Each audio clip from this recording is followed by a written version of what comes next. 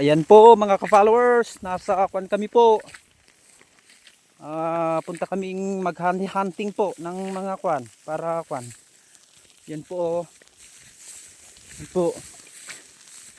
Yan. Punta kami pong mag-hunting po. O yan o yung kasama ko po o. Ayan po. Layo po. Yan. Ganda diba o. Ang lawak po yung pagkahantangin namin dito sa kwan. Kabundukan ng Parasolis Anonat. Yan po oh, yan. Yan. Yan po. Yan.